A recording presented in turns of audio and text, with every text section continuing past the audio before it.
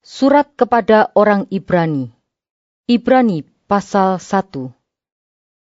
Setelah pada zaman dahulu Allah berulang kali dan dalam pelbagai cara berbicara kepada nenek moyang kita dengan perantaraan nabi-nabi.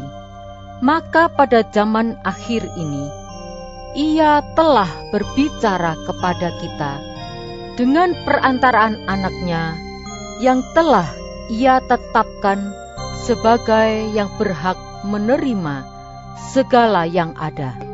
Oleh Dia, Allah telah menjadikan alam semesta. Ia adalah cahaya kemuliaan Allah dan gambar wujud Allah, dan menopang segala yang ada dengan firman-Nya yang penuh kekuasaan. Dan setelah Ia selesai mengadakan penyucian dosa, Ia duduk di sebelah kanan yang maha besar, di tempat yang tinggi, jauh lebih tinggi daripada malaikat-malaikat.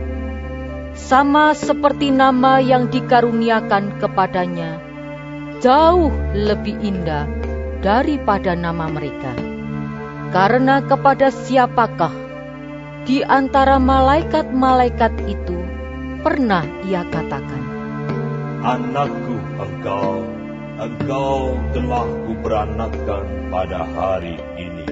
Dan Aku akan menjadi bapanya, dan ia akan menjadi anakku. Dan ketika Ia membawa pula anaknya yang sulung ke dunia, Ia berkata, Semua malaikat Allah harus menyembah Dia. dan tentang malaikat-malaikat, Ia berkata, Yang membuat malaikat-malaikatnya menjadi badai, dan pelayan-pelayannya menjadi nyala api. tetapi tentang anak, Ia berkata, Tahtamu, ya Allah, tetap untuk seterusnya dan selamanya, dan tongkat kerajaanmu adalah tongkat kebenaran. Engkau mencintai keadilan dan membenci kefasikan. Sebab itu Allahmu telah mengurapi engkau dengan minyak sebagai tanda kesukaan, melebihi teman-teman sekutumu. dan Pada mulanya, ya Tuhan, Engkau telah meletakkan dasar bumi, dan langit adalah buatan tangan. Semuanya itu akan binasa, tetapi Engkau tetap ada. Dan semuanya itu akan menjadi usang seperti pakaian. Seperti jubah akan Engkau gulungkan mereka, dan seperti persalinan mereka akan diubah. Tetapi Engkau tetap sama, dan tahun-tahunmu tidak berkesudahan. Dan kepada siapakah di antara malaikat itu pernah Ia berkata, Duduklah di sebelah kananku, sampai kubuat musuh-musuhmu menjadi tumpuan kakimu. bukankah mereka semua adalah roh-roh yang melayani, yang diutus untuk melayani mereka yang harus memperoleh keselamatan? Ibrani pasal 2. Karena itu harus lebih teliti kita memperhatikan apa yang telah kita dengar, supaya kita jangan hanyut di bawah arus. Sebab kalau firman yang dikatakan dengan perantaraan malaikat-malaikat tetap berlaku, dan setiap pelanggaran dan ketidaktaatan mendapat balasan yang setimpal, bagaimanakah kita akan luput jikalau kita menyia-nyiakan keselamatan yang sebesar itu, yang mula-mula diberitakan oleh Tuhan dan oleh mereka yang telah mendengarnya, kepada kita dengan cara yang dapat dipercayai. Sedangkan Allah meneguhkan kesaksian mereka oleh tanda-tanda dan mujizat-mujizat, dan oleh berbagai-bagai penyataan kekuasaan dan karunia Roh Kudus yang dibagi-bagikannya menurut kehendaknya. Sebab bukan kepada malaikat-malaikat telah ia taklukkan dunia yang akan datang, yang kita bicarakan ini. Ada orang yang pernah memberi kesaksian di dalam suatu nas. Katanya, "Apakah manusia sehingga engkau mengingatnya, atau anak manusia sehingga engkau mengindahkannya?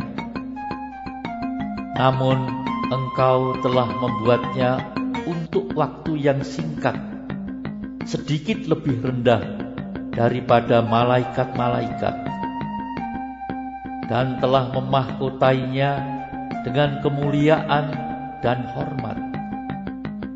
Segala sesuatu telah engkau taklukkan di bawah kakinya." sebab dalam menaklukkan segala sesuatu kepadanya, tidak ada suatu pun yang ia kecualikan yang tidak takluk kepadanya. Tetapi sekarang ini belum kita lihat bahwa segala sesuatu telah ditaklukkan kepadanya. Tetapi Dia yang untuk waktu yang singkat dibuat sedikit lebih rendah daripada malaikat-malaikat, yaitu Yesus, kita lihat yang oleh karena penderitaan maut dimahkotai dengan kemuliaan dan hormat, supaya oleh kasih karunia Allah ia mengalami maut bagi semua manusia. Sebab memang sesuai dengan keadaan Allah, yang baginya dan olehnya segala sesuatu dijadikan, yaitu Allah yang membawa banyak orang kepada kemuliaan, juga menyempurnakan Yesus, yang memimpin mereka kepada keselamatan dengan penderitaan. Sebab Ia yang menguduskan dan mereka yang dikuduskan, mereka semua berasal dari satu. Itulah sebabnya Ia tidak malu menyebut mereka saudara. Katanya, Aku akan memberitakan namamu kepada saudara-saudaraku dan memuji-muji engkau di tengah-tengah jemaat. Dan lagi, Aku akan menaruh kepercayaan kepadanya. Dan lagi, Sesungguhnya inilah aku dan anak-anak yang telah diberikan Allah kepadaku. karena anak-anak itu adalah anak-anak dari darah dan daging, maka Ia juga menjadi sama dengan mereka dan mendapat bagian dalam keadaan mereka, supaya oleh kematiannya Ia memusnahkan dia, yaitu iblis yang berkuasa atas maut, dan supaya dengan jalan demikian Ia membebaskan mereka yang seumur hidupnya berada dalam perhambaan oleh karena takutnya kepada maut. Sebab sesungguhnya bukan malaikat-malaikat yang Ia kasihani, tetapi keturunan Abraham yang Ia kasihani. Itulah sebabnya, maka dalam segala hal Ia harus disamakan dengan saudara-saudaranya, supaya Ia menjadi imam besar yang menaruh belas kasihan dan yang setia kepada Allah untuk mendamaikan dosa seluruh bangsa. Sebab oleh karena Ia sendiri telah menderita karena pencobaan, maka Ia dapat menolong mereka yang dicobai. Ibrani pasal 3. Sebab itu, hai saudara-saudara yang kudus, yang mendapat bagian dalam panggilan sorgawi, pandanglah kepada Rasul dan imam besar yang kita akui, yaitu Yesus yang setia kepada Dia yang telah menetapkannya, sebagaimana Musa pun setia dalam segenap rumahnya. Sebab Ia dipandang layak mendapat kemuliaan lebih besar daripada Musa, sama seperti ahli bangunan lebih dihormati daripada rumah yang dibangunnya.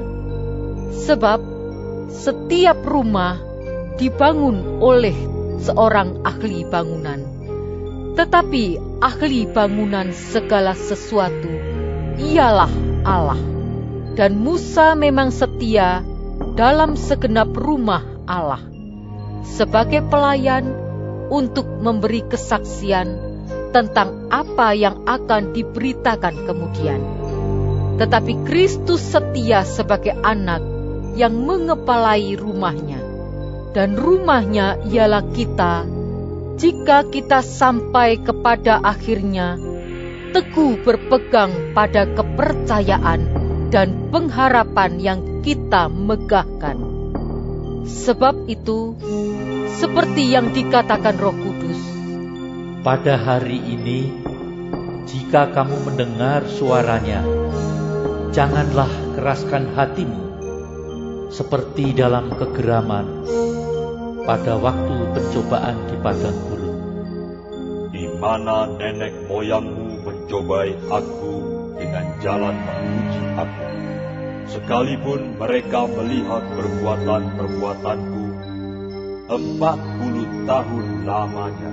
Itulah sebabnya aku murka kepada angkatan itu dan berkata, selalu mereka sesat hati dan mereka tidak mengenal jalanku, sehingga aku bersumpah dalam murkaku, mereka takkan masuk ke tempat perhentianku. Waspadalah hai saudara-saudara, supaya di antara kamu jangan terdapat seorang yang hatinya jahat dan yang tidak percaya oleh karena ia murtad dari Allah yang hidup. Tetapi nasihatilah seorang akan yang lain setiap hari, selama masih dapat dikatakan hari ini, supaya jangan ada di antara kamu yang menjadi tegar hatinya karena tipu daya dosa. Karena kita telah beroleh bagian di dalam Kristus, asal saja kita teguh berpegang sampai kepada akhirnya pada keyakinan iman kita yang semula. Tetapi apabila pernah dikatakan, pada hari ini, jika kamu mendengar suaranya, janganlah keraskan hatimu, seperti dalam kegeraman. Siapakah mereka yang membangkitkan amarah Allah, sekalipun mereka mendengar suaranya? Bukankah mereka semua yang keluar dari Mesir di bawah pimpinan Musa? Dan siapakah yang ia murkai 40 tahun lamanya? Bukankah mereka yang berbuat dosa dan yang mayatnya bergelimpangan di padang gurun? Dan siapakah yang telah ia sumpahi bahwa mereka takkan masuk ke tempat perhentiannya? Bukankah mereka yang tidak taat? Demikianlah kita lihat bahwa mereka tidak dapat masuk oleh karena ketidakpercayaan mereka. Ibrani pasal 4. Sebab itu, baiklah kita waspada, supaya jangan ada seorang di antara kamu yang dianggap ketinggalan, sekalipun janji akan masuk ke dalam perhentiannya masih berlaku. Karena kepada kita diberitakan juga kabar kesukaan, sama seperti kepada mereka. Tetapi firman pemberitaan itu tidak berguna bagi mereka, karena tidak bertumbuh bersama-sama oleh iman dengan mereka yang mendengarnya. Sebab kita yang beriman akan masuk ke tempat perhentian, seperti yang ia katakan. Sehingga aku bersumpah dalam murkaku, mereka takkan masuk ke tempat perhentian. Sekalipun pekerjaannya sudah selesai sejak dunia dijadikan, Sebab tentang hari ketujuh pernah dikatakan di dalam suatu nas. Dan Allah berhenti pada hari ketujuh dari segala pekerjaannya.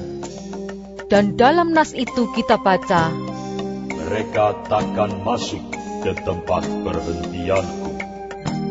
jadi sudah jelas bahwa ada sejumlah orang akan masuk ke tempat perhentian itu.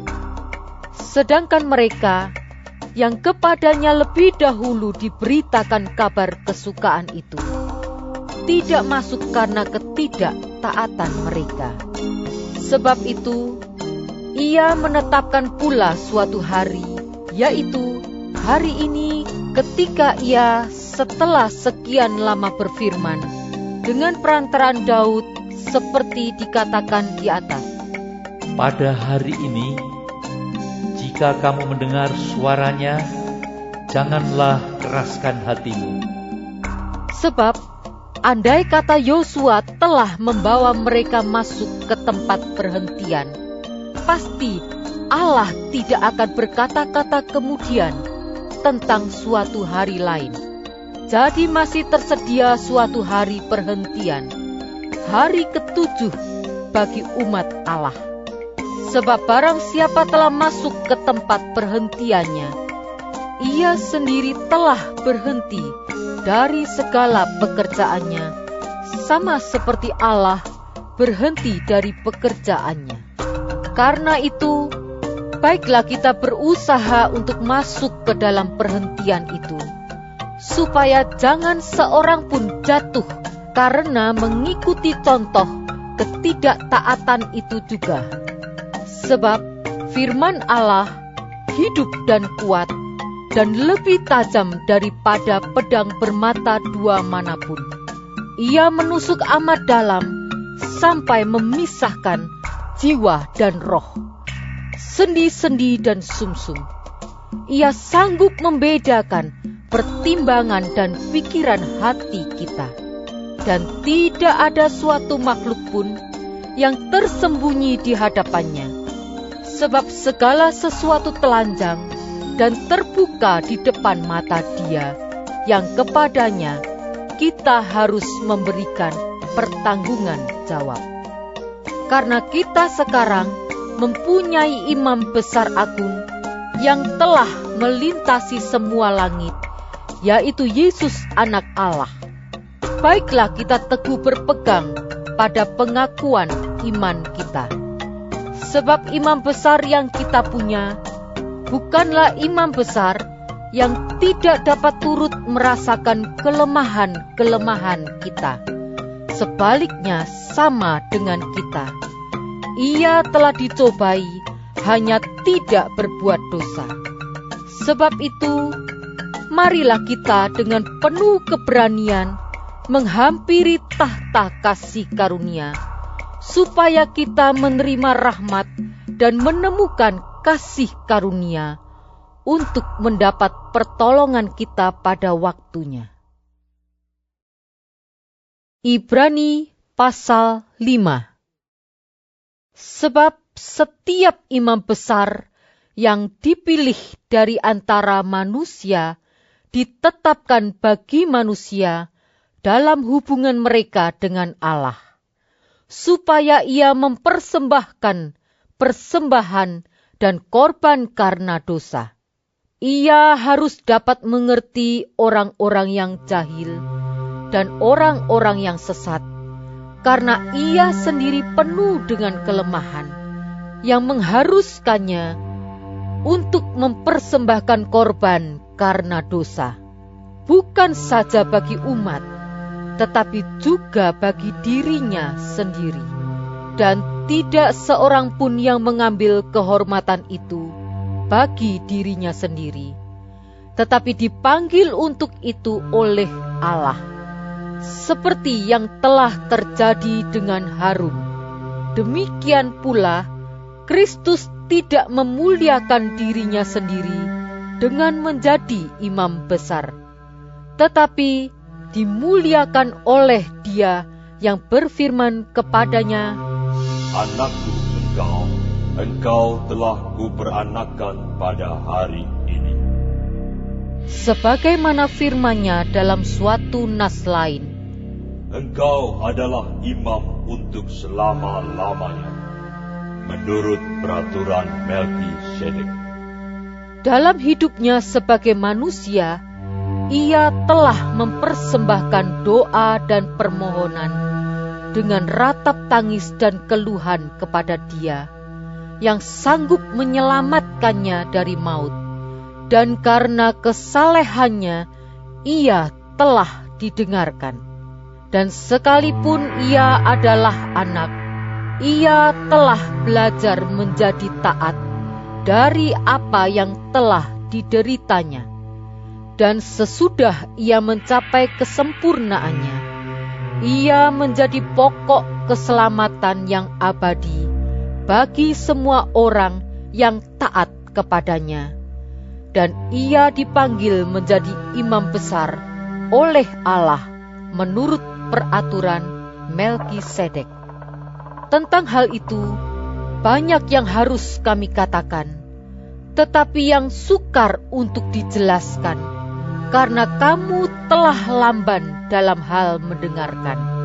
Sebab sekalipun kamu ditinjau dari sudut waktu, sudah seharusnya menjadi pengajar. Kamu masih perlu lagi diajarkan asas-asas pokok dari penyataan Allah, dan kamu masih memerlukan susu, bukan makanan keras. Sebab barang siapa masih memerlukan susu, ia tidak memahami ajaran tentang kebenaran, sebab ia adalah anak kecil. Tetapi makanan keras adalah untuk orang-orang dewasa, yang karena mempunyai panca indera yang terlatih untuk membedakan yang baik daripada yang jahat. Ibrani pasal 6. Sebab itu, marilah kita tinggalkan asas-asas pertama dari ajaran tentang Kristus dan beralih kepada perkembangannya yang penuh. Janganlah kita meletakkan lagi dasar pertobatan dari perbuatan-perbuatan yang sia-sia dan dasar kepercayaan kepada Allah, yaitu ajaran tentang pelbagai pembaptisan, penumpangan tangan, kebangkitan orang-orang mati, dan hukuman kekal.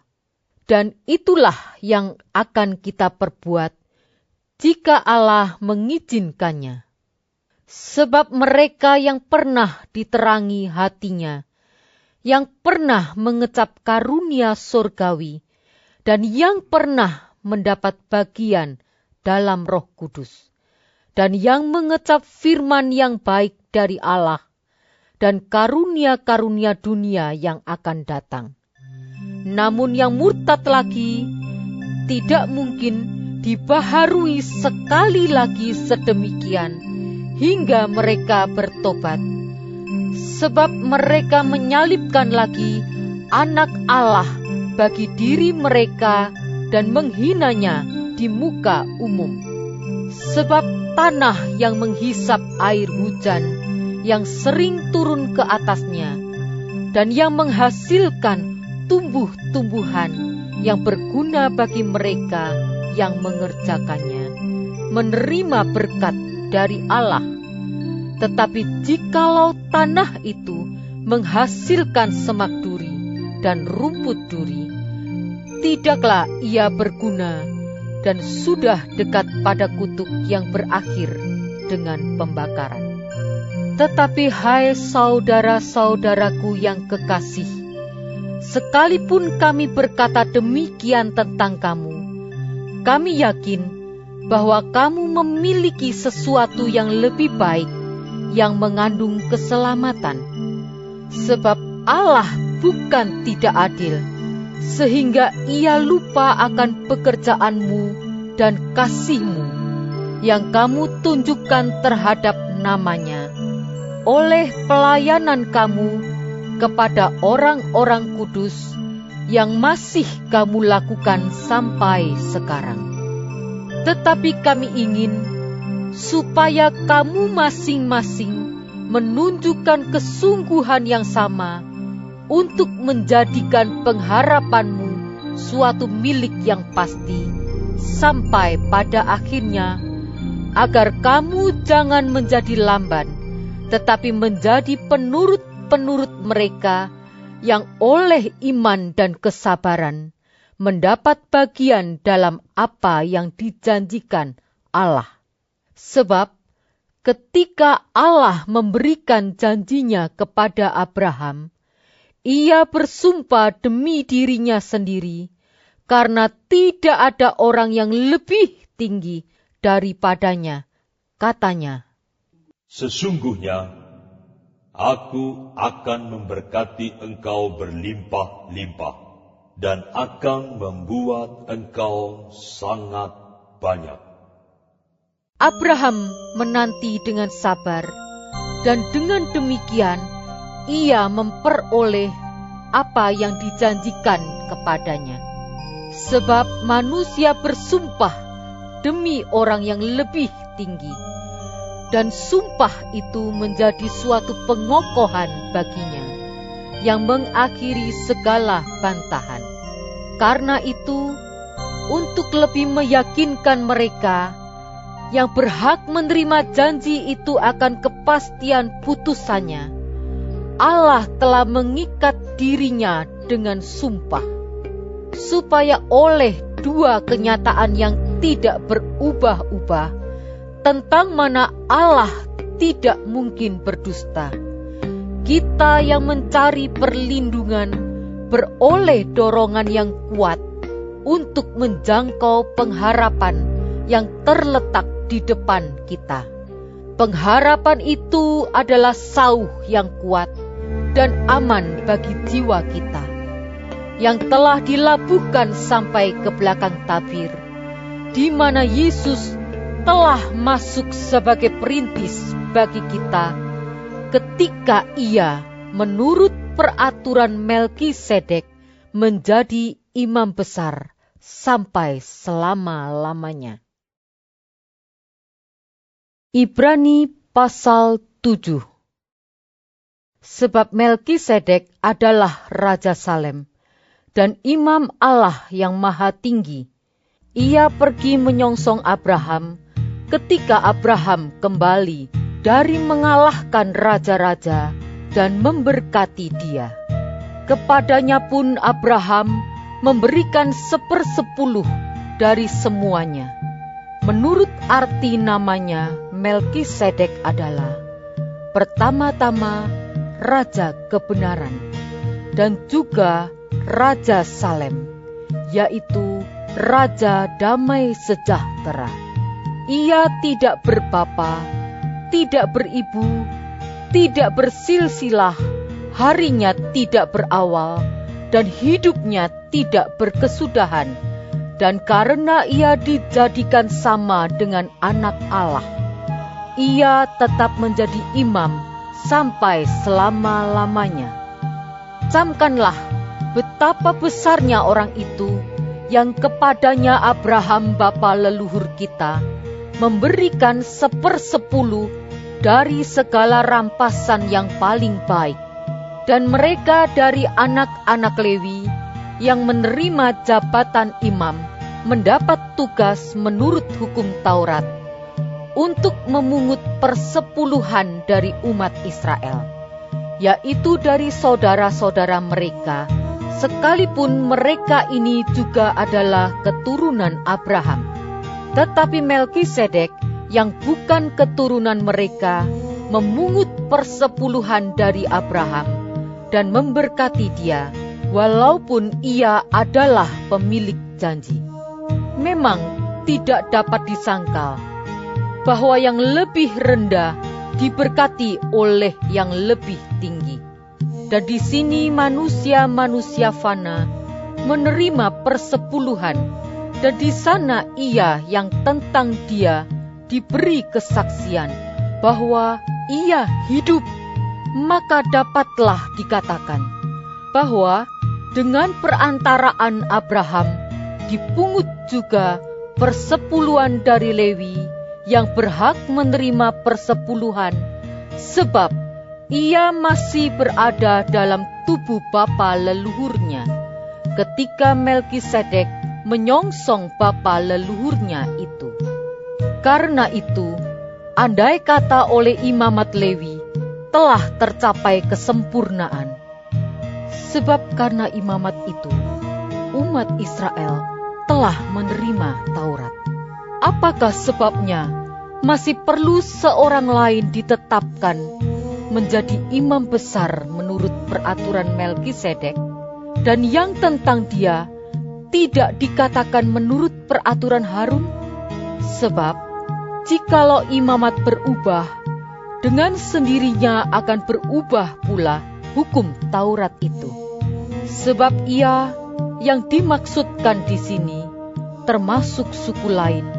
Dari suku ini tidak ada seorang pun yang pernah melayani di Mezbah.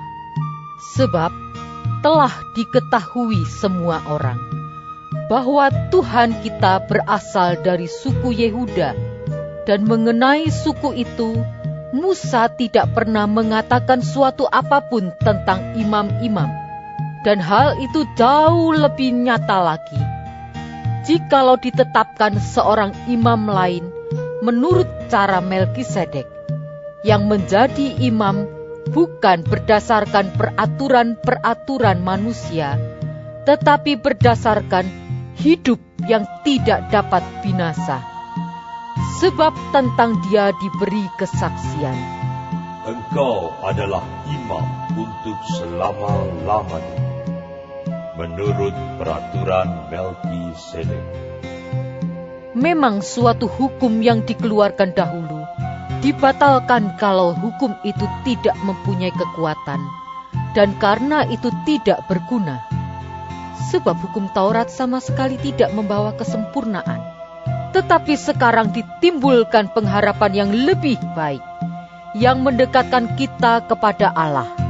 Dan sama seperti hal ini tidak terjadi tanpa sumpah. Memang mereka telah menjadi imam tanpa sumpah, tetapi ia dengan sumpah diucapkan oleh Dia yang berfirman kepadanya, Tuhan telah bersumpah, dan ia tidak akan menyesal. Engkau adalah imam untuk selama-lamanya.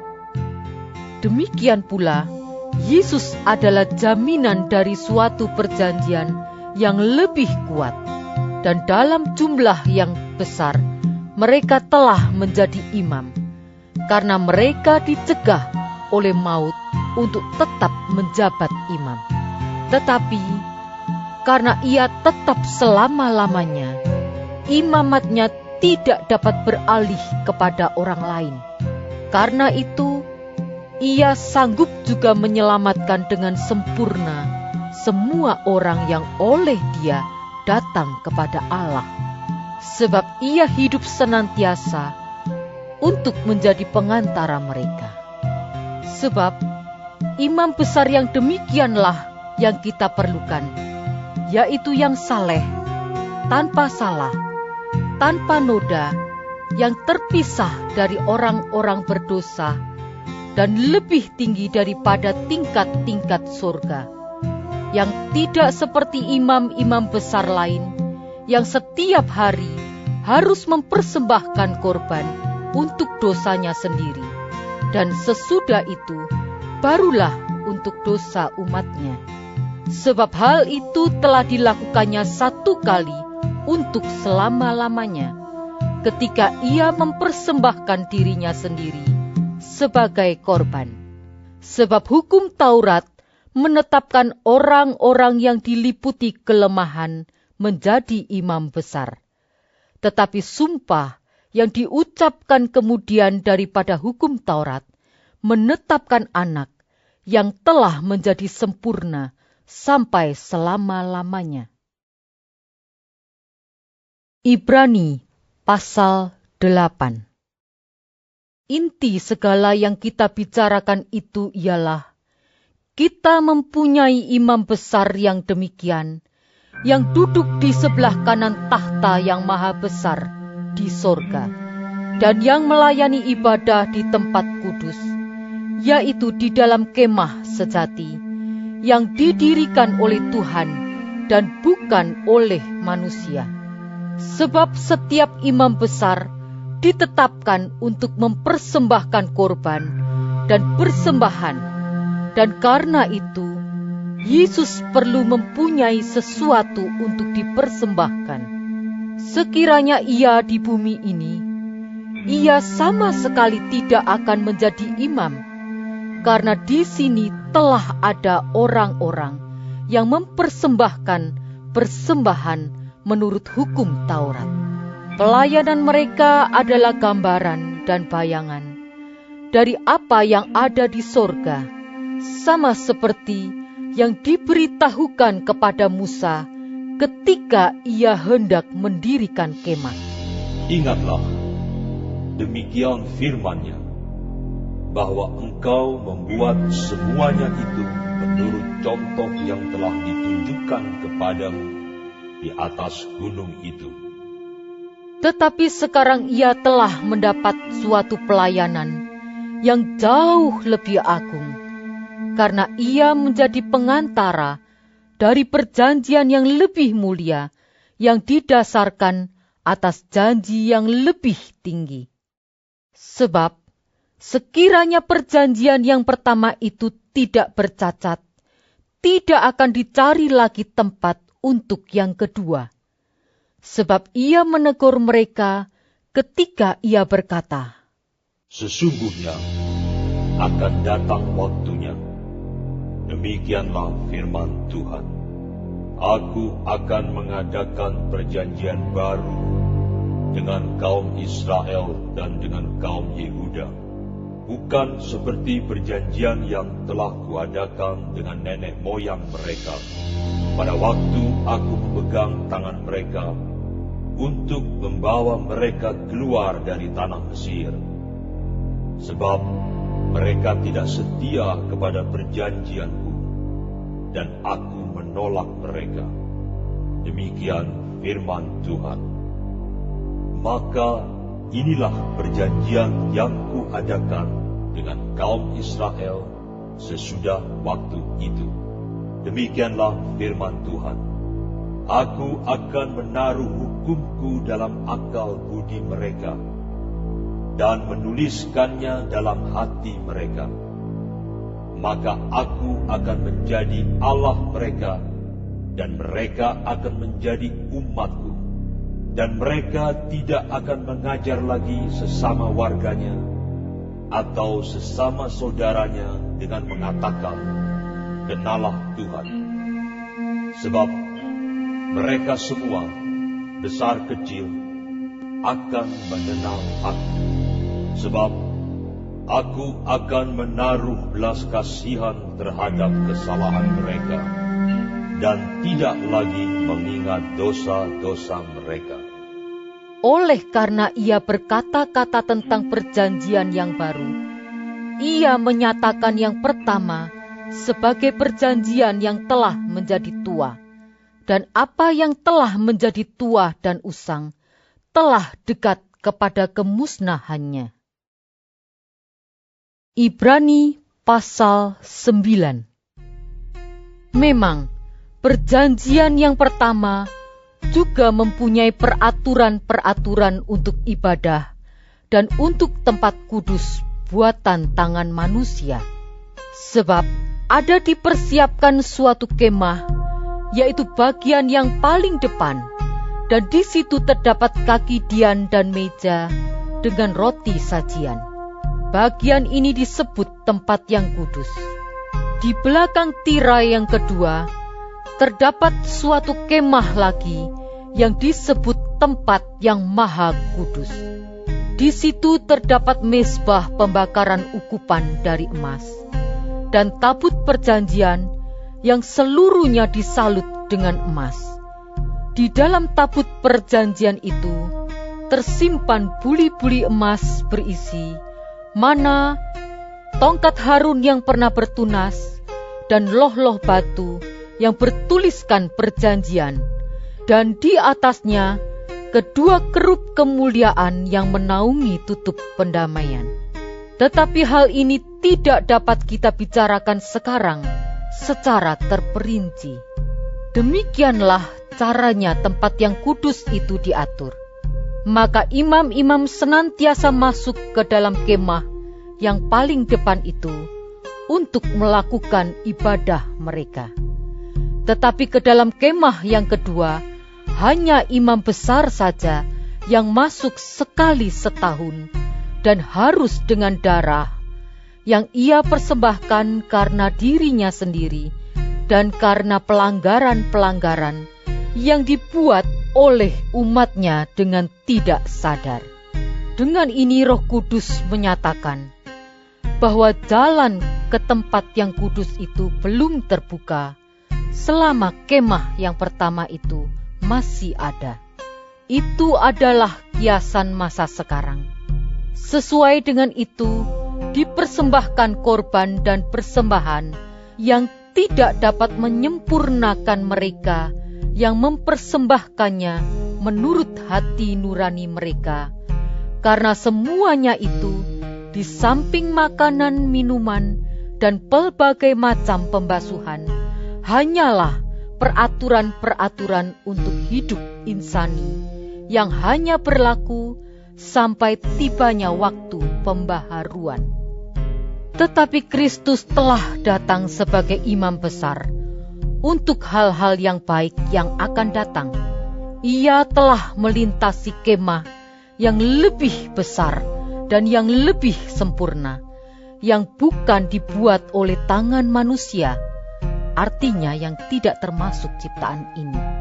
Dan ia telah masuk satu kali untuk selama-lamanya ke dalam tempat yang kudus, bukan dengan membawa darah domba jantan dan darah anak lembu, tetapi dengan membawa darahnya sendiri. Dan dengan itu, ia telah mendapat kelepasan yang kekal. Sebab, jika darah domba jantan dan darah lembu jantan dan percikan abu lembu muda menguduskan mereka yang najis, sehingga mereka disucikan secara lahiriah, betapa lebihnya darah Kristus yang oleh Roh yang kekal telah mempersembahkan dirinya sendiri kepada Allah sebagai persembahan yang tak bercacat, akan menyucikan hati nurani kita dari perbuatan-perbuatan yang sia-sia, supaya kita dapat beribadah kepada Allah yang hidup. Karena itu, Ia adalah pengantara dari suatu perjanjian yang baru, supaya mereka yang telah terpanggil dapat menerima bagian kekal yang dijanjikan. Sebab Ia telah mati untuk menebus pelanggaran-pelanggaran yang telah dilakukan selama perjanjian yang pertama. Sebab di mana ada wasiat, di situ harus diberitahukan tentang kematian pembuat wasiat itu. Karena suatu wasiat barulah sah kalau pembuat wasiat itu telah mati. Sebab ia tidak berlaku selama pembuat wasiat itu masih hidup. Itulah sebabnya, maka perjanjian yang pertama tidak disahkan tanpa darah. Sebab sesudah Musa memberitahukan semua perintah hukum Taurat kepada seluruh umat, ia mengambil darah anak lembu dan darah domba jantan, serta air dan bulu merah dan hisop, lalu memerciki kitab itu sendiri dan seluruh umat sambil berkata, Inilah darah perjanjian yang ditetapkan Allah bagi kamu. Dan juga kemah dan semua alat untuk ibadah dipercikinya secara demikian dengan darah. Dan hampir segala sesuatu disucikan menurut hukum Taurat dengan darah, dan tanpa penumpahan darah tidak ada pengampunan. Jadi segala sesuatu yang melambangkan apa yang ada di surga haruslah ditahirkan secara demikian. Tetapi benda-benda surgawi sendiri oleh persembahan-persembahan yang lebih baik daripada itu. Sebab Kristus bukan masuk ke dalam tempat kudus buatan tangan manusia yang hanya merupakan gambaran saja dari yang sebenarnya, tetapi ke dalam sorga sendiri untuk menghadap hadirat Allah guna kepentingan kita. Dan ia bukan masuk untuk berulang-ulang mempersembahkan dirinya sendiri. Sebagaimana imam besar setiap tahun masuk ke dalam tempat kudus dengan darah yang bukan darahnya sendiri. Sebab jika demikian, ia harus berulang-ulang menderita sejak dunia ini dijadikan. Tetapi sekarang, ia hanya satu kali saja menyatakan dirinya pada zaman akhir untuk menghapuskan dosa oleh korbannya.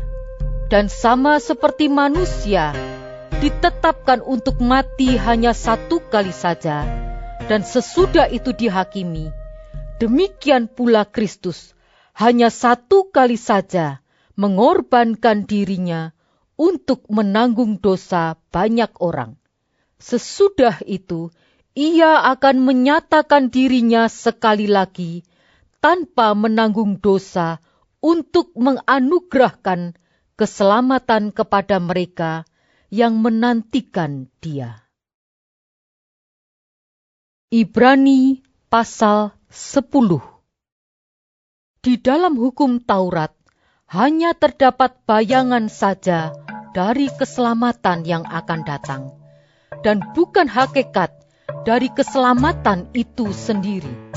Karena itu, dengan korban yang sama, yang setiap tahun terus-menerus dipersembahkan, hukum Taurat tidak mungkin menyempurnakan mereka yang datang mengambil bagian di dalamnya. Sebab jika hal itu mungkin, pasti orang tidak mempersembahkan korban lagi. Sebab mereka yang melakukan ibadah itu tidak sadar lagi akan dosa setelah disucikan sekali untuk selama-lamanya. Tetapi justru oleh korban-korban itu, setiap tahun orang diperingatkan akan adanya dosa. Sebab tidak mungkin darah lembu jantan atau darah domba jantan menghapuskan dosa. Karena itu, ketika ia masuk ke dunia, ia berkata, Korban dan persembahan tidak engkau kehendaki, tetapi engkau telah menyediakan tubuh bagiku. Kepada korban bakaran dan korban penghapus dosa, engkau tidak berkenan. Lalu aku berkata, sungguh, aku datang. Dalam gulungan kitab ada tertulis tentang aku untuk melakukan kehendak-Mu, ya Allahku. Di atas ia berkata, korban dan persembahan, korban bakaran dan korban penghapus dosa, tidak engkau kehendaki, dan engkau tidak berkenan kepadanya, meskipun dipersembahkan menurut hukum Taurat.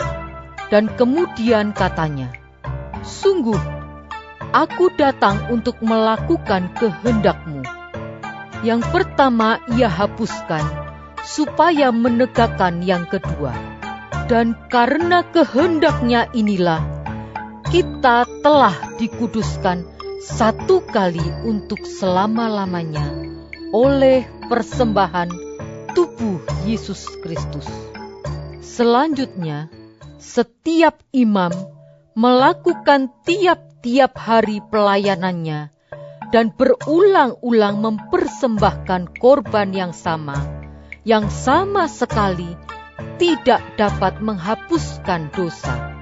Tetapi ia, setelah mempersembahkan hanya satu korban saja karena dosa, Ia duduk untuk selama-lamanya di sebelah kanan Allah. Dan sekarang Ia hanya menantikan saatnya di mana musuh-musuhnya akan dijadikan tumpuan kakinya. Sebab oleh satu korban saja Ia telah menyempurnakan untuk selama-lamanya mereka yang Ia kuduskan. Dan tentang hal itu, Roh Kudus juga memberi kesaksian kepada kita.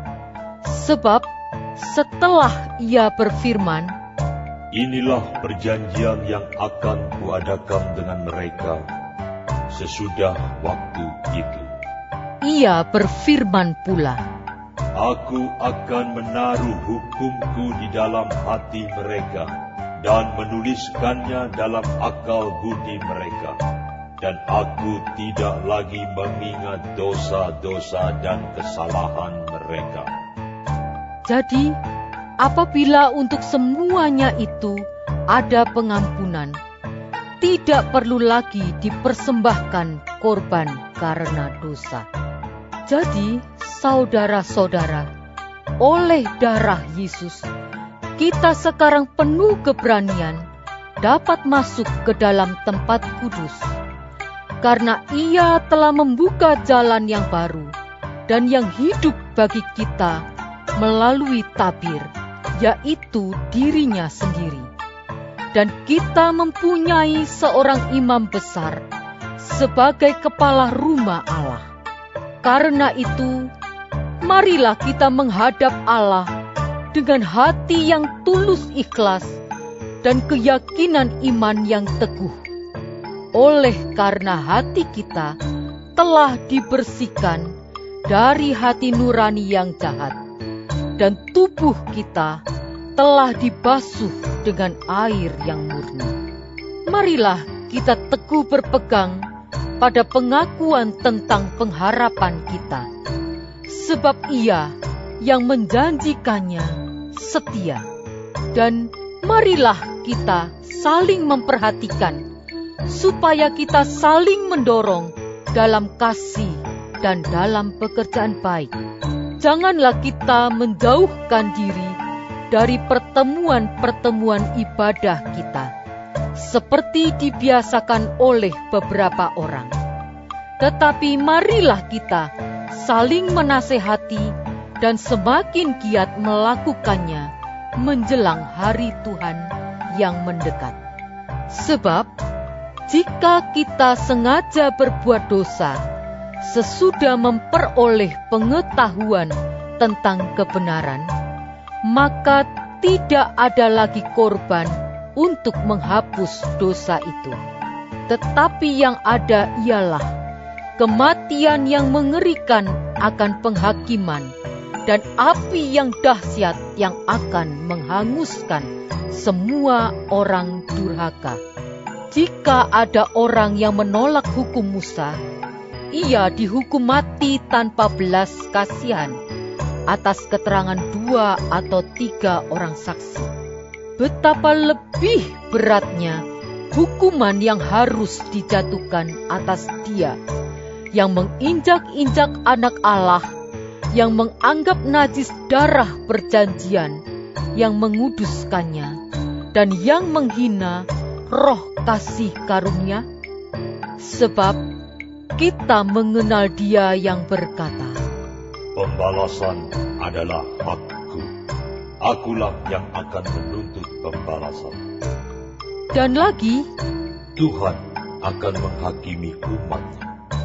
ngeri benar kalau jatuh ke dalam tangan Allah yang hidup. Ingatlah akan masa yang lalu. Sesudah kamu menerima terang, kamu banyak menderita oleh karena kamu bertahan dalam perjuangan yang berat. Baik waktu kamu dijadikan tontonan oleh cercaan dan penderitaan, maupun waktu kamu mengambil bagian dalam penderitaan mereka yang diperlakukan sedemikian.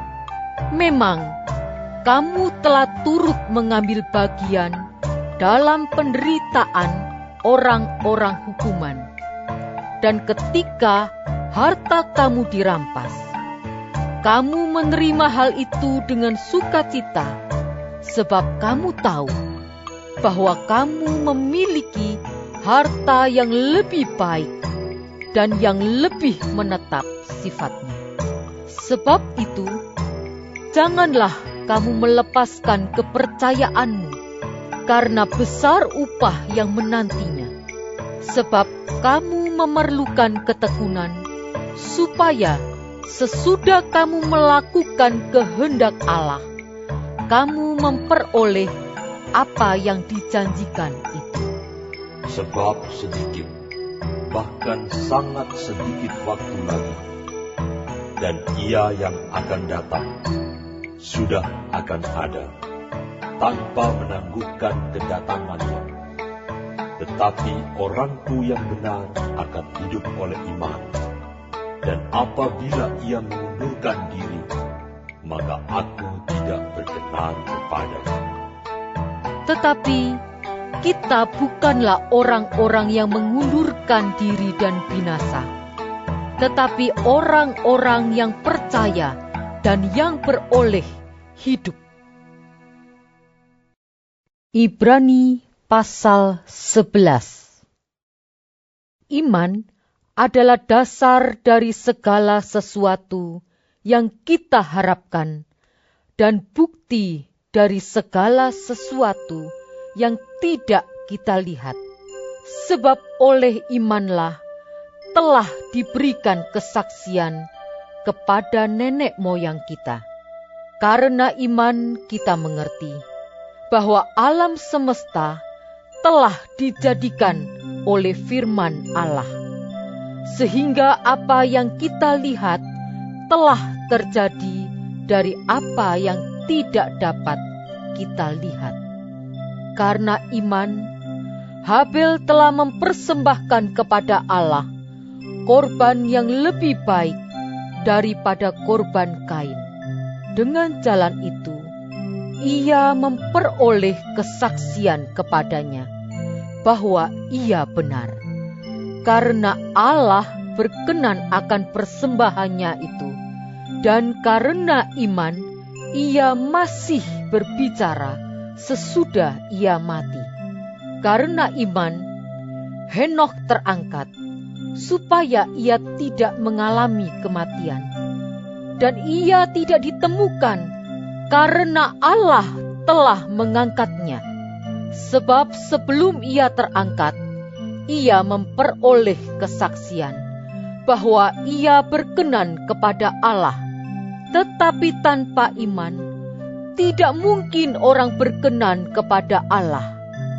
Sebab barang siapa berpaling kepada Allah, ia harus percaya bahwa Allah ada, dan bahwa Allah memberi upah kepada orang yang sungguh-sungguh mencari Dia. Karena iman, maka Nuh dengan petunjuk Allah tentang sesuatu yang belum kelihatan, dengan taat mempersiapkan bahtera untuk menyelamatkan keluarganya. Dan karena iman itu, ia menghukum dunia, dan ia ditentukan untuk menerima kebenaran sesuai dengan imannya. Karena iman, Abraham taat ketika ia dipanggil untuk berangkat ke negeri yang akan diterimanya menjadi milik pusakanya. Lalu ia berangkat dengan tidak mengetahui tempat yang ia tujui.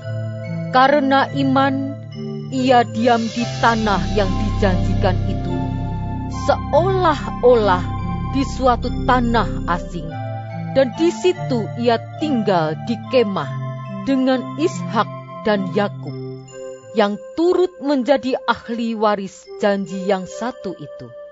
Sebab ia menanti-nantikan kota yang mempunyai dasar, yang direncanakan dan dibangun oleh Allah. Karena iman, ia juga dan Sarah beroleh kekuatan untuk menurunkan anak cucu, walaupun usianya sudah lewat, karena ia menganggap Dia yang memberikan janji itu setia.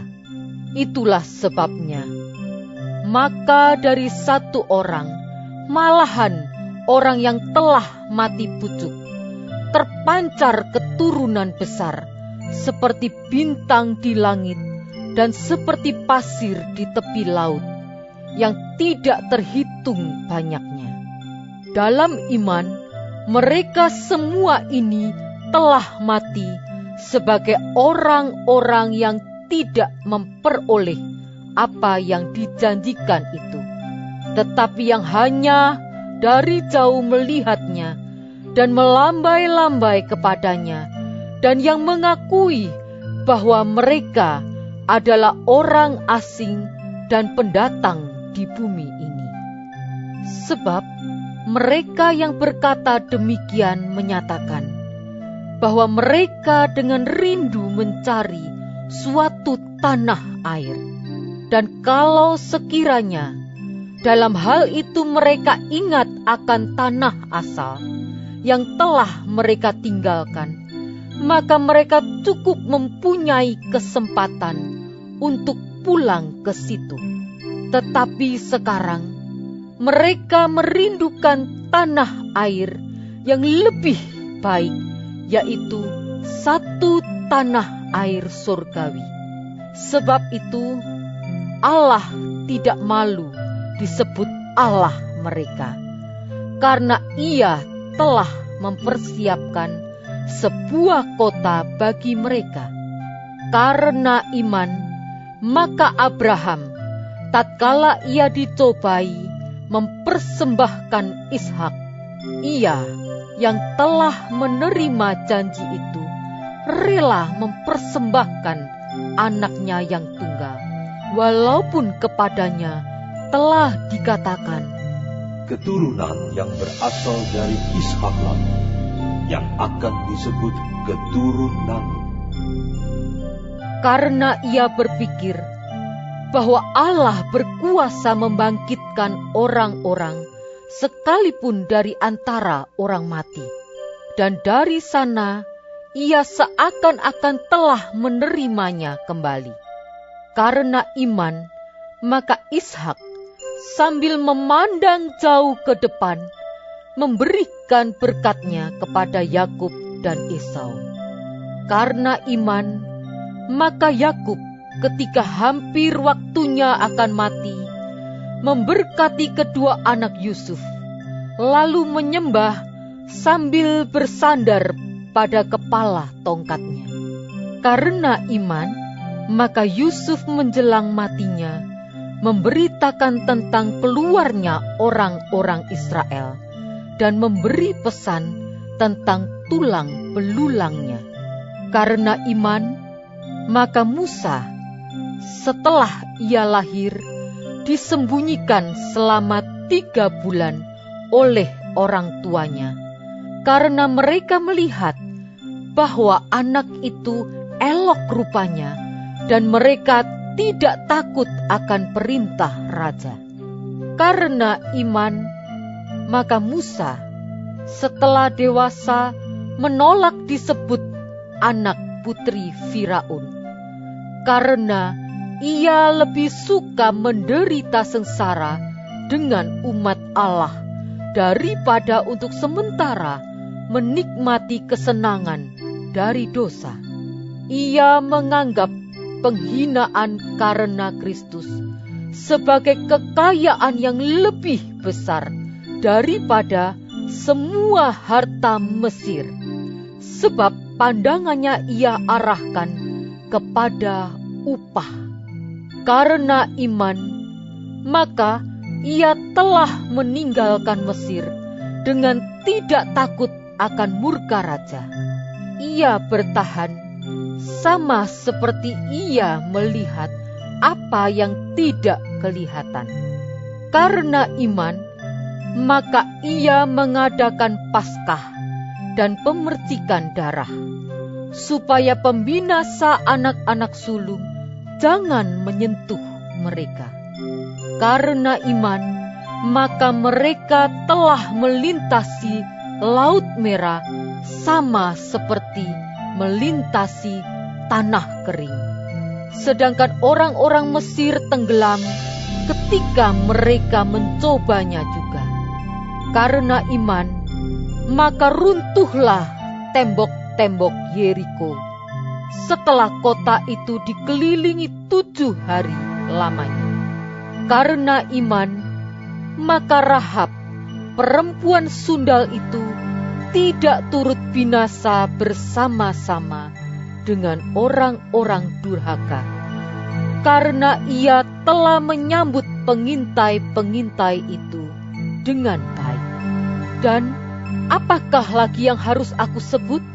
Sebab aku akan kekurangan waktu apabila aku hendak menceritakan tentang Gideon, Barak, Simson, Yefta, Daud dan Samuel dan para nabi, yang karena iman telah menaklukkan kerajaan-kerajaan, mengamalkan kebenaran, memperoleh apa yang dijanjikan, menutup mulut singa-singa, memadamkan api yang dahsyat. Mereka telah luput dari mata pedang, telah beroleh kekuatan dalam kelemahan, telah menjadi kuat dalam peperangan, dan telah memukul mundur pasukan-pasukan tentara asing. Ibu-ibu telah menerima kembali orang-orangnya yang telah mati, sebab dibangkitkan. Tetapi orang-orang lain membiarkan dirinya disiksa dan tidak mau menerima pembebasan, supaya mereka beroleh kebangkitan yang lebih baik. Ada pula yang diejek dan didera, bahkan yang dibelenggu dan dipenjarakan. Mereka dilempari, digergaji, dibunuh dengan pedang. Mereka mengembara dengan berpakaian kulit domba dan kulit kambing, sambil menderita kekurangan, kesesakan, dan siksaan. Dunia ini tidak layak bagi mereka. Mereka mengembara di padang gurun dan di pegunungan, dalam gua-gua dan celah-celah gunung. Dan mereka semua tidak memperoleh apa yang dijanjikan itu, sekalipun iman mereka telah memberikan kepada mereka suatu kesaksian yang baik. Sebab Allah telah menyediakan sesuatu yang lebih baik bagi kita. Tanpa kita, mereka tidak dapat sampai kepada kesempurnaan. Ibrani pasal 12. Karena kita mempunyai banyak saksi, bagaikan awan yang mengelilingi kita, marilah kita menanggalkan semua beban dan dosa yang begitu merintangi kita, dan berlomba dengan tekun dalam perlombaan yang diwajibkan bagi kita. Marilah kita melakukannya dengan mata yang tertuju kepada Yesus, yang memimpin kita dalam iman, dan yang membawa iman kita itu kepada kesempurnaan, yang dengan mengabaikan kehinaan, tekun memikul salib, ganti sukacita yang disediakan bagi Dia yang sekarang duduk di sebelah kanan tahta Allah. Ingatlah selalu akan Dia yang tekun menanggung bantahan yang sehebat itu terhadap dirinya dari pihak orang-orang berdosa, supaya jangan kamu menjadi lemah dan putus asa. Dalam pergumulan kamu melawan dosa, kamu belum sampai mencucurkan darah, dan sudah lupakah kamu akan nasihat yang berbicara kepada kamu seperti kepada anak-anak? Hai anakku, janganlah anggap enteng didikan Tuhan, dan janganlah putus asa apabila engkau diperingatkannya. Karena Tuhan menghajar orang yang dikasihinya, dan Ia menyesah orang yang diakuinya sebagai anak. Jika kamu harus menanggung ganjaran, Allah memperlakukan kamu seperti anak. Di manakah terdapat anak yang tidak dihajar oleh ayahnya? Tetapi jikalau kamu bebas dari ganjaran yang harus diderita setiap orang, maka kamu bukanlah anak, tetapi anak-anak gampang. Selanjutnya, dari ayah kita yang sebenarnya, kita beroleh ganjaran, dan mereka kita hormati. Kalau demikian, bukankah kita harus lebih taat kepada Bapa segala roh, supaya kita boleh hidup? Sebab mereka mendidik kita dalam waktu yang pendek, sesuai dengan apa yang mereka anggap baik. Tetapi Dia menghajar kita untuk kebaikan kita, supaya kita beroleh bagian dalam kekudusannya.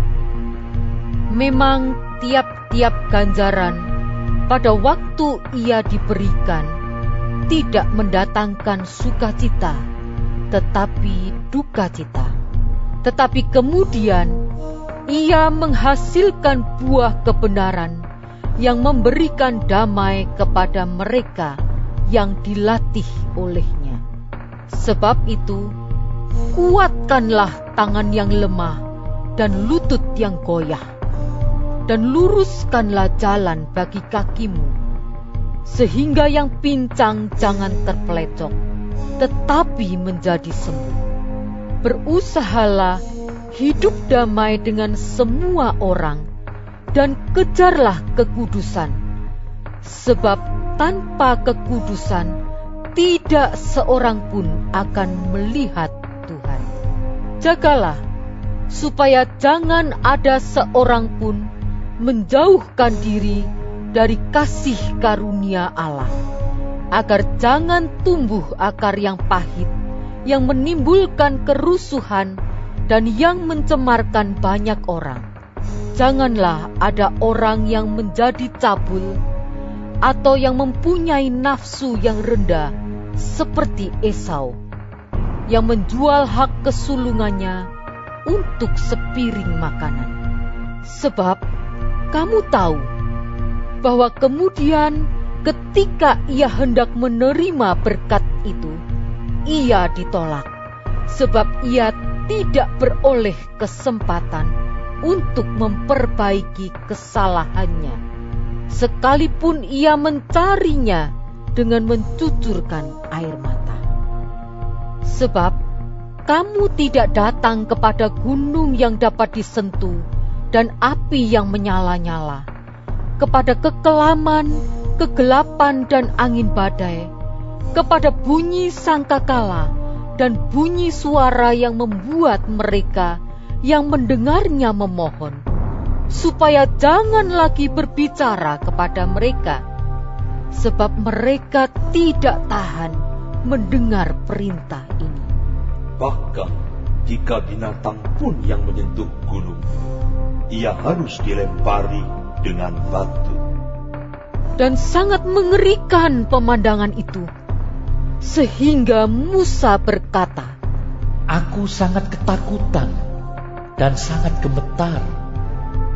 Tetapi kamu sudah datang ke Bukit Sion, ke kota Allah yang hidup, Yerusalem surgawi, dan kepada beribu-ribu malaikat, suatu kumpulan yang meriah, dan kepada jemaat anak-anak sulung yang namanya terdaftar di surga, dan kepada Allah yang menghakimi semua orang, dan kepada roh-roh orang-orang benar yang telah menjadi sempurna, dan kepada Yesus pengantara perjanjian baru, dan kepada darah pemercikan yang berbicara lebih kuat daripada darah Habel. Jagalah supaya kamu jangan menolak Dia yang berfirman.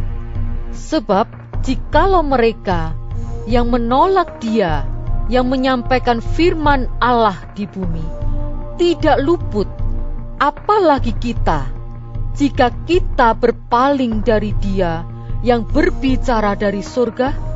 Waktu itu suaranya menggoncangkan bumi, tetapi sekarang Ia memberikan janji.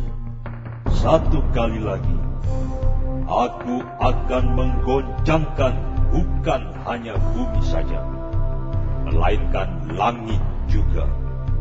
Ungkapan satu kali lagi menunjuk kepada perubahan pada apa yang dapat digoncangkan, karena Ia dijadikan supaya tinggal tetap apa yang tidak tergoncangkan. Jadi, karena kita menerima kerajaan yang tidak tergoncangkan, marilah kita mengucap syukur dan beribadah kepada Allah menurut cara yang berkenan kepadanya dengan hormat dan takut. Sebab Allah kita adalah api yang menghanguskan. Ibrani pasal 13.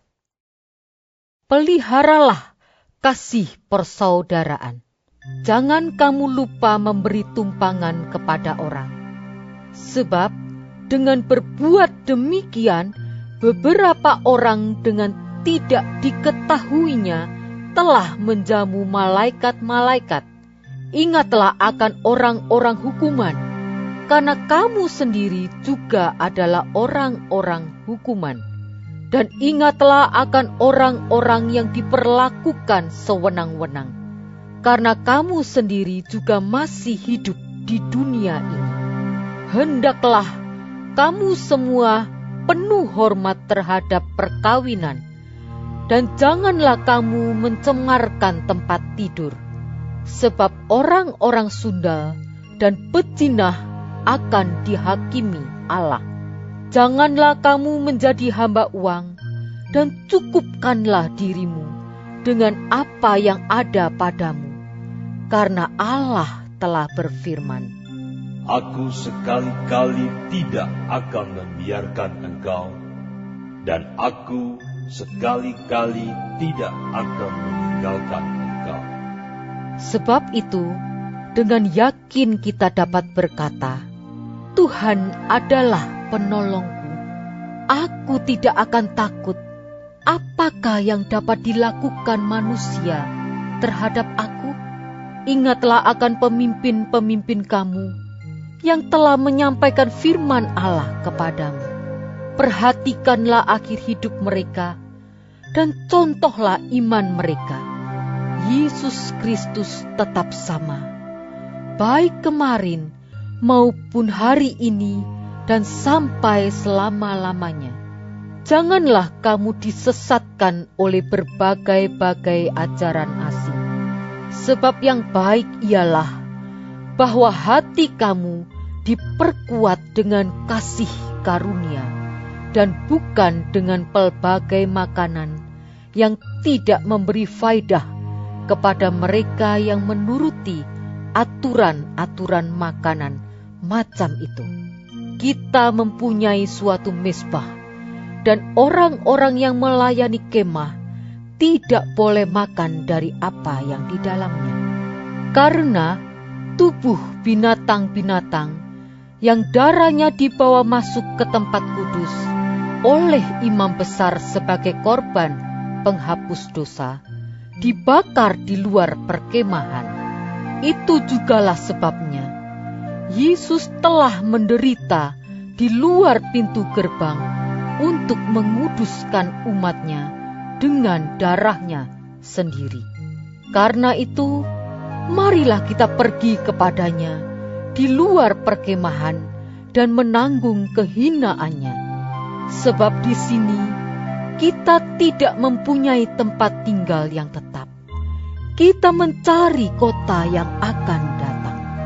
Sebab itu, marilah kita oleh Dia senantiasa mempersembahkan korban syukur kepada Allah, yaitu ucapan bibir yang memuliakan nama-Nya. Dan janganlah kamu lupa berbuat baik dan memberi bantuan, sebab korban-korban yang demikianlah yang berkenan kepada Allah. Taatilah pemimpin-pemimpinmu dan tunduklah kepada mereka, sebab mereka berjaga-jaga atas jiwamu sebagai orang-orang yang harus bertanggung jawab atasnya. Dengan jalan itu, mereka akan melakukannya dengan gembira, bukan dengan keluh kesah, sebab hal itu tidak akan membawa keuntungan bagimu. Berdoalah terus untuk kami, sebab kami yakin bahwa hati nurani kami adalah baik, karena di dalam segala hal kami menginginkan suatu hidup yang baik. Dan secara khusus, aku menasihatkan kamu agar kamu melakukannya, supaya aku lebih lekas dikembalikan kepada kamu. Maka Allah damai sejahtera, yang oleh darah perjanjian yang kekal, telah membawa kembali dari antara orang mati Gembala Agung segala domba, yaitu Yesus Tuhan kita. Kiranya memperlengkapi kamu dengan segala yang baik, untuk melakukan kehendak-Nya dan mengerjakan di dalam kita apa yang berkenan kepadanya oleh Yesus Kristus. Bagi Dialah kemuliaan sampai selama-lamanya. Amin. Dan aku menasihatkan kamu saudara-saudara, supaya kata-kata nasihat ini kamu sambut dengan rela hati. Sekalipun pendek saja suratku ini kepada kamu, ketahuilah bahwa Timotius saudara kita telah berangkat. Segera sesudah ia datang, aku akan mengunjungi kamu bersama-sama dengan dia. Sampaikanlah salam kepada semua pemimpin kamu dan semua orang kudus.